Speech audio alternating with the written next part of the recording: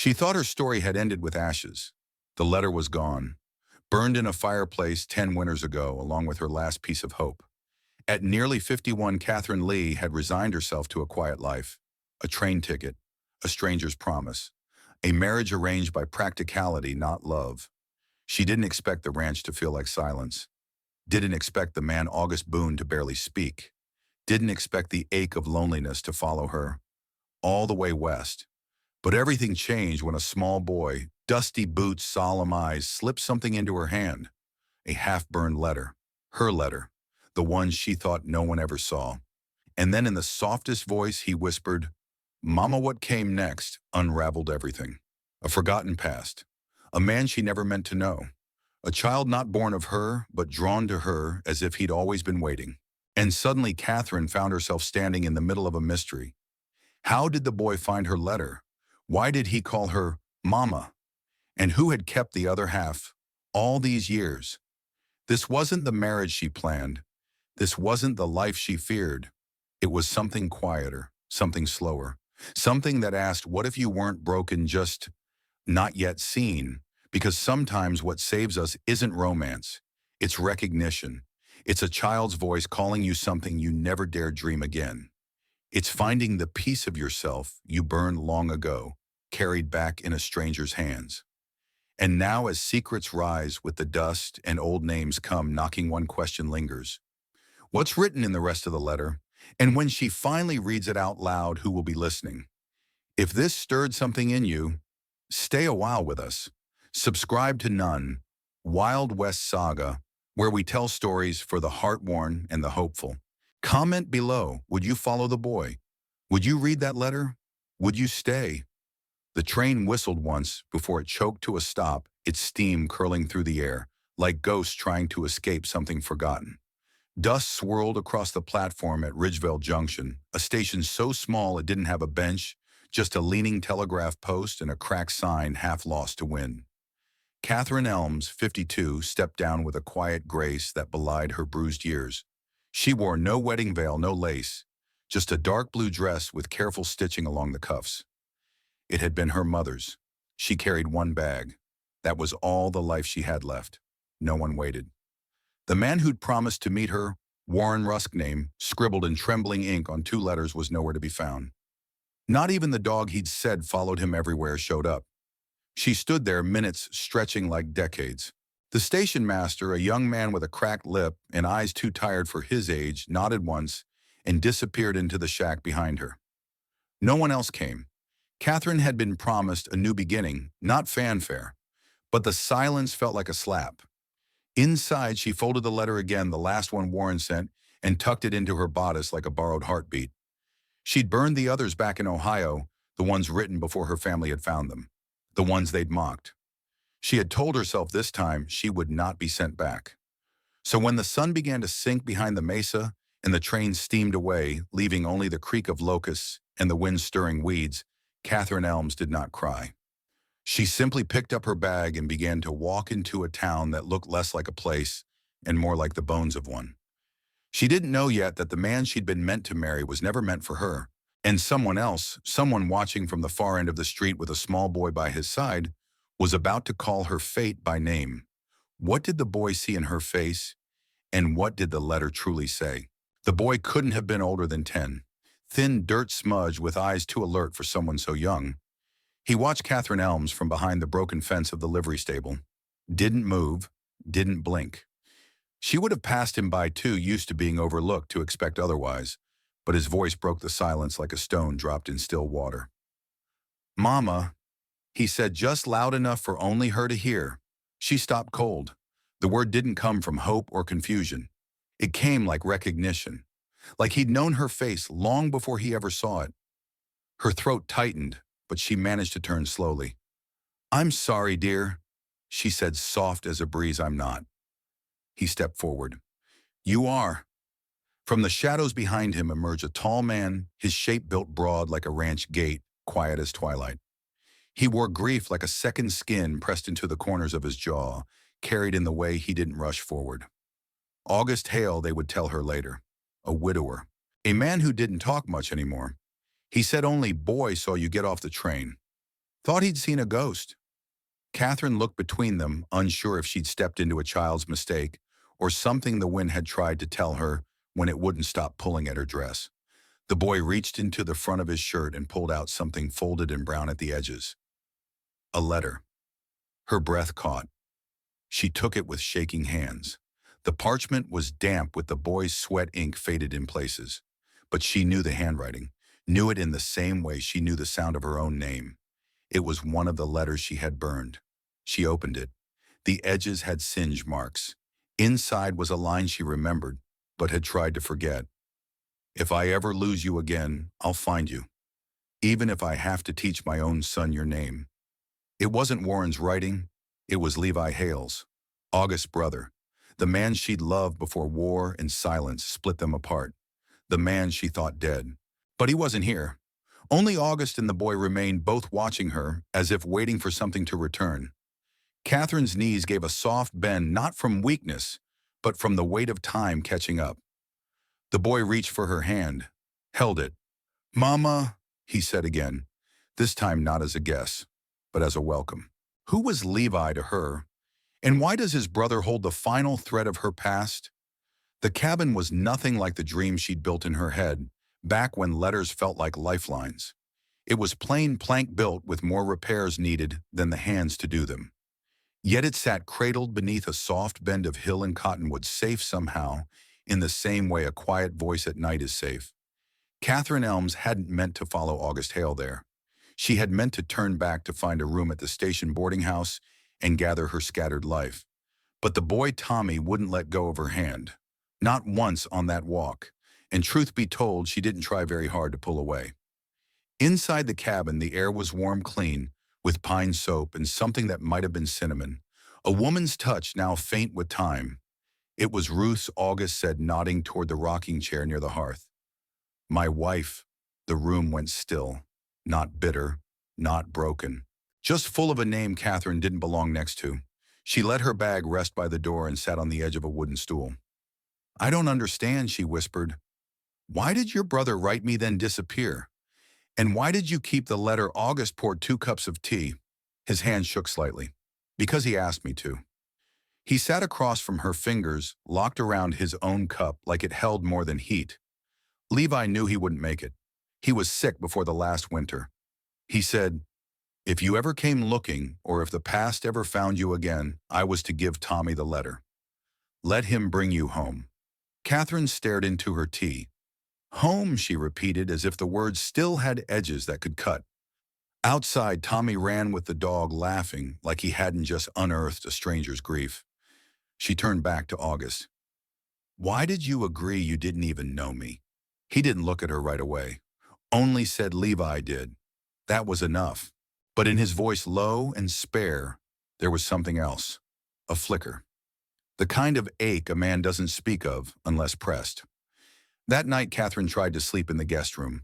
But sleep didn't come easy when the heart had too many doors half closed and none fully locked. At midnight, she stood on the porch, arms wrapped tight against the cold, staring into the stars as if they might answer the questions she wasn't brave enough to ask. Behind her, the floor creaked. August said nothing. Just stepped beside her with a wool blanket and let the silence stretch between them. A silence not empty but full, of memories, of unfinished letters, of a boy calling her mama, like it might undo something ancient and cruel. Can 2 people bound by another's memory learn to build something of their own? The morning broke slow in silver mist curling low over the hills, like the land was still trying to sleep. Catherine Elms stood at the pump behind the cabin, sleeves rolled up, drawing water with a rhythm she hadn't known she'd remember. The ache in her back wasn't unwelcome. It was a kind of proof that she was still useful, that her hands could still make something right.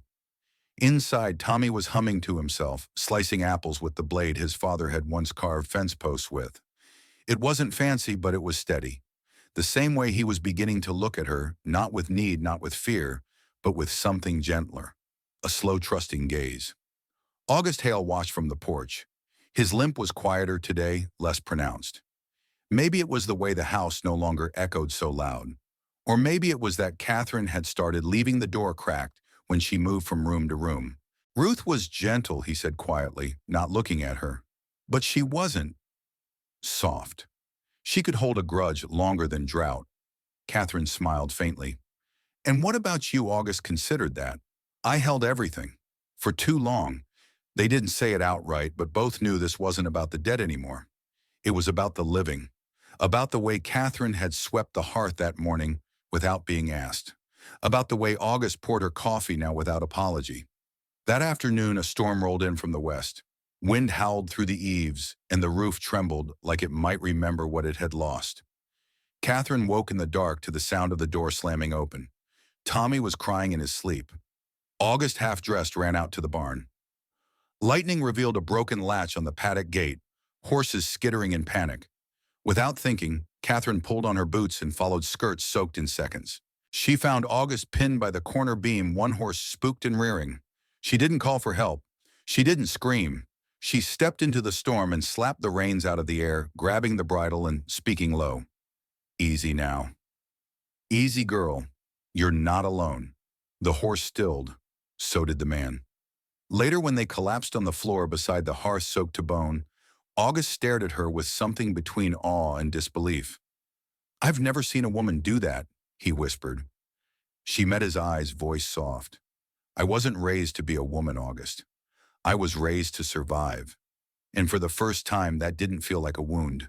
It felt like freedom. Now that she's stepped through fire and storm, can she begin to believe she belongs? The next morning, the sky was all scraped blue and white, like the storm had cleaned it with a rough cloth. But inside the cabin, the air held a stillness that didn't feel peaceful. It felt like something unsaid had stretched its arms and sat down at the table with them. Catherine stirred the oats on the stove. She could feel August behind her, his gaze heavy searching. You gonna ask? She finally said, not turning. I already know, he replied. But I think maybe you need to say it. She set the wooden spoon aside, sat down. I had a son once, before I was anyone's bride, before they told me I was a mistake needing correction. He was taken, named without me, raised without me. August said nothing. He just reached across the table, fingers calloused and steady, and set a folded piece of paper between them. Catherine stared. It was the letter, the one she had burned or thought she had 10 years ago. Its edges were singed, but the middle survived. Somehow. I found it in the firebox, Tommy said from the corner. I didn't know what it meant.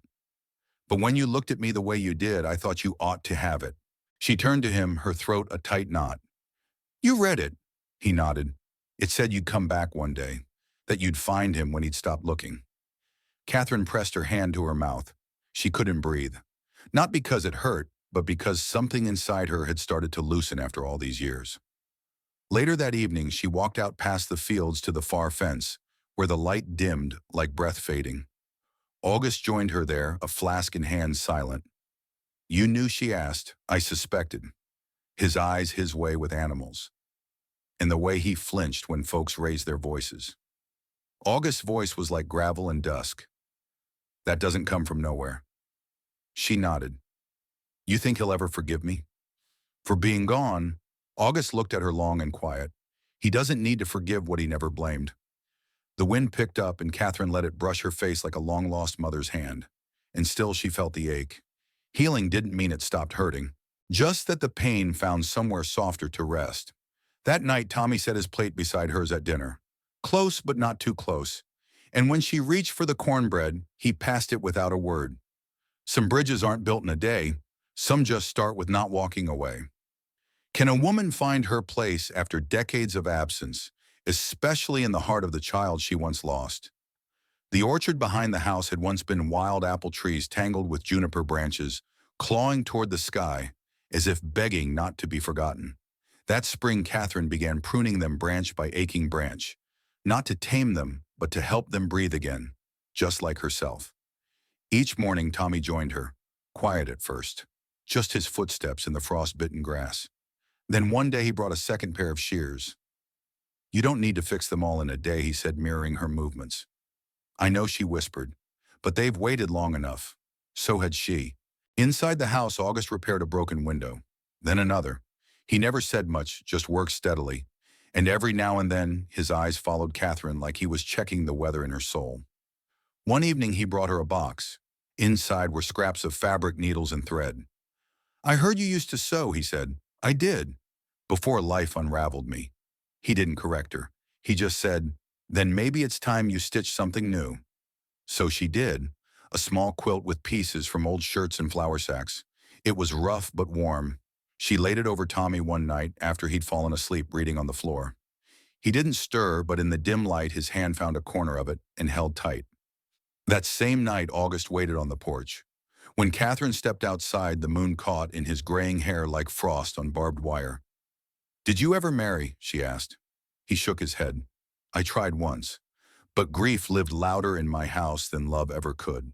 And now he looked at her, not like a man seeking to claim, but like one seeing something bloom he never expected. "Now," he said slowly, "grief's gotten quieter. Or maybe I've learned to listen for other sounds." They stood in silence, shoulder to shoulder. And just before going in, Catherine said, "Thank you for choosing me, even before you knew all the broken pieces." August's reply was as steady as his presence had always been. "I didn't choose you because you weren't broken, Catherine. I chose you because you didn't stay broken." The next morning, the orchard smelled of blossoms, and in the house, laughter, real unguarded laughter, rose from the kitchen like morning light breaking through old shutters. But even when the heart begins to heal, the past doesn't stay buried forever. The letter sat on the mantel for 3 days before Catherine opened it again. The edges had curled with time. The ink had faded, but not the words, not the ache of them. "If this ever finds, you know I never stopped loving you. I just stopped believing I deserved you. H." She had burned the original once, then thinking the pain would vanish with the smoke, but now it had returned in the hands of Tommy, and with it a different kind of flame, one that asked not to destroy, but to warm. That morning August took the wagon into town, left early, no note, no warning, and for a few hours silence returned, that old familiar hush that had once been her only companion. But Tommy found her in the orchard again, gently setting stones around the roots of a sapling they'd planted together. He said he'd be back before supper, the boy said. Said he had to go see someone. Catherine nodded, pressing soil with the heel of her palm. "Did he say who?" No, Tommy shrugged. "But he was holding your letter." When the sun tipped gold across the field, the wagon returned, and beside August not one but two figures sat, a woman with a stern mouth but kind eyes, and a boy of maybe 10 clinging to a satchel too big for his shoulders. August stepped down and walked to her, slow like he'd rehearsed every word. "She's your sister," he said gently, "the one you wrote about. And that's her son." Catherine froze, every breath tangled in the thorns of memory. She'd written about her years ago in letters she thought had never been sent, about how they were separated when sold, about how she used to sing to her at night hoping she'd remember the sound. August continued, "She was looking for you too, but she had nothing. No names. Just that one burned corner of your letter that Tommy showed her." Tears came quietly. Not the sharp kind, but the kind that healed like spring rain after long drought. She stepped forward. Her sister met her halfway, and when they embraced it was not dramatic, not the stuff of stories. Just two women once discarded holding on like roots to earth. That night they ate by lantern light, 4 at the table now. No one rushed, no one explained. And before bed, Tommy climbed onto Catherine's lap with his quilt and whispered, "You're my real mama, even if you didn't birth me." She kissed his brow, heart tender as soft bread. "Then I'll mother you the best I can," she said, "for as long as you let me." In the dark, August stood at the doorway. He didn't speak, just looked at her like a man who'd wandered too long and had finally found home, not in a place, but in a person. She looked back, and this time she didn't look away. Sometimes life gives us back what we thought was lost, only quieter, deeper, and more honest. Sometimes we're not saved by love, but by being allowed to love again. A heart once called unwanted became the center of a home. Sometimes what we burn isn't just paper, it's the last fragile thread of who we used to be. But as Catherine learned, even ashes can whisper back to us, if we're still listening. She came west expecting a stranger. She found a letter she thought was lost, and in the quiet gaze of a little boy and the steady presence of a man who never rushed her, she found home. This story reminds us you're never too old to be chosen for who you are, not what you were meant to be. You're never too far gone to be found by someone, even if they're small and call you mama before you're ready. And sometimes the most unexpected hands deliver the healing we stopped hoping for. If this story touched something in you, if you've ever held on to an old wound or longed for one person to see you without conditions, know this: you are not alone, and you're not too late. Thank you for walking with us through this quiet, powerful journey. We share these stories to heal, to remember, and to hope together. Subscribe to None, Wild West Saga for more late blooming, love redemption, and second chances. Tell us in the comments, would you have read that letter? Do you want to see what comes next for Catherine? Let's keep this porch light on for the next soul ready to come home. Would you like more stories like this? Let us know below.